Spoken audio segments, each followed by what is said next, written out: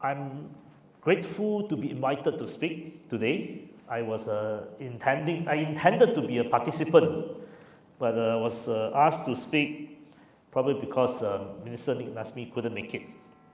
And I was only told to speak after I wrote a piece for this week's The Age. I titled my piece as Green Transition as a New Investment Opportunity.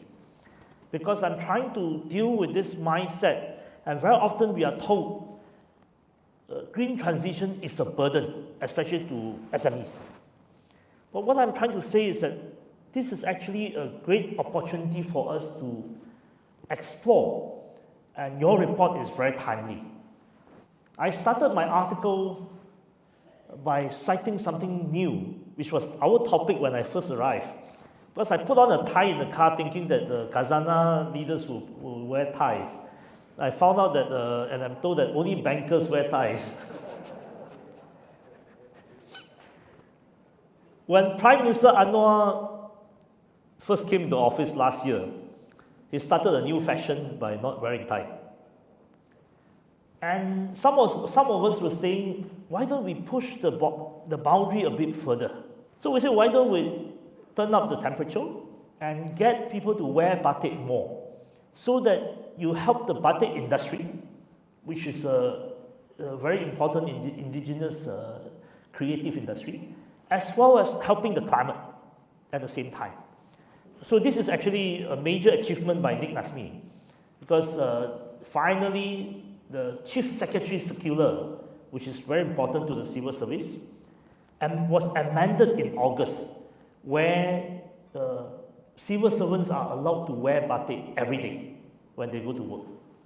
And then Minister Nick Nasmi came out with an announcement where we would try to tune up our temperature. Now this is just small step, but with that sort of mindset, I also work with the Sabah state government in order to look at Sabah's energy problem. Sabah is unique in this country. Sabah doesn't use coal to generate electricity. The energy mix is about 87% gas and the rest hydro and some other sources. But Sabah doesn't have energy, doesn't have sufficient energy even for household usage, not to mention industry. So when you start talking about industrialization in Sabah, the first question is there's no energy. And eventually what we are trying to propose is to see the Sabah situation not just as a problem, but as an opportunity for investment into RE. Of course, the challenge is there are many lobbies for coals. So these are the challenges that we are facing. There are many people still living in the old mind frame, and there are people who now see this as a potential future. Let me share with you a bit about the new industrial master plan. Prime Minister Dr. Sri Anwar launched the new industrial master plan that was prepared by my Ministry of Investment, Trade and Industry on 1st of September. We have taken a different approach in the new industrial master plan. All previous report was sectorial based. But this report, we have taken an approach promoted by Mariana Mazzucato. We take a mission-based approach. We outline 4 missions which is not just applicable to manufacturing. Now, the MITI remit is mainly manufacturing and manufacturing-related services. But we outline 4 missions which are cross-cutting, and it will actually apply to other sectors as well. The first mission is to turn the Malaysian economy into a more complex economy and producing more sophisticated products.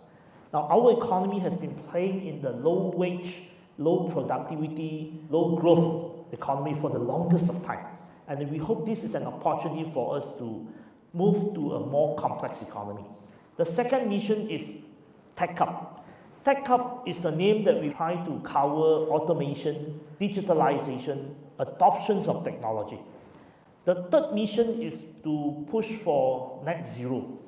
And we would like to see that our industry will also green up and we can green up the supply chain. Number 4 is to look into economic security and economic inclusivity. That is also a mission that we hope to achieve. We are not hoping to achieve this independent of each other. We are seeing this as cross-cutting in order to achieve concurrently, because these are the challenges that the world is facing. And the new industrial master plan also look at the financial sector as a major enabler, because we believe that we need Khazanah to lead, we need the banks to buy in, we need the banks to understand green supply chain so that they can finance the supply chain and so that we can have transition. So today your report is fantastic because that is exactly what we are trying to push. We are trying to see the financial sector, the capital market as an enabler for us to achieve the missions that we want to achieve, and one of which is net zero or green transition. Your report noted something very important, that Malaysia self-graduated from borrowing from international financial institutions. We self-graduated in 1993, and as you have noted in your report, and this is I think something very important, that we need to unwind our previous decision to self-graduate from borrowing from international financial institutions. It's a legacy challenge, but today, even the international financial institutions, particularly the World Bank and Asia Development Bank, has changed. Even their mission has changed, and it is time for us to revisit so that we can also see the World Bank, the Asian Development Bank, and some other financial institutions as an enabler that we have spoken about.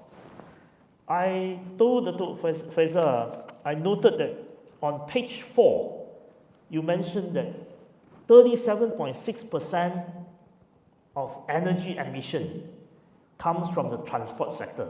So asking Dato' Faisal, when is the next report, and are you prepared to look at the transport sector? Malaysia has a unique situation that is very rare around the region. We have adopted an American lifestyle before we got rich. We sprawl our city to the maximum, and we perfected the art of turning plantation estate into housing estate.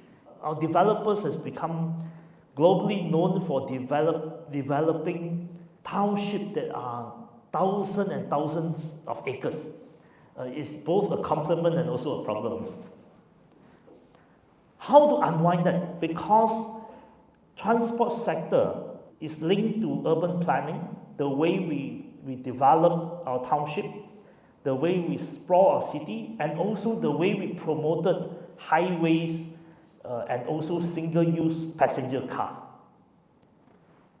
We are dealing with a deeper financial challenge that last year, the total subsidy cost to the government was 50.8 billion ringgit, just for fuel alone. And that is about 15% of the national budget.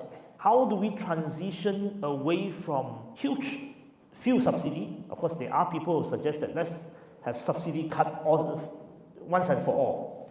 But the moment you have subsidy cut without a transition plan, those who are driving a passenger car, they will switch to motorbike. The number of people who die on the road will be higher. So how do we square the circle? I proposed in my article recently, I said we may have to think about green subsidy. Instead of thinking of subsidy cut, we have to switch the discussion. As you outline in your report, the case of India, free battery storage pack was given to people in order to transition from fossil fuel to green energy.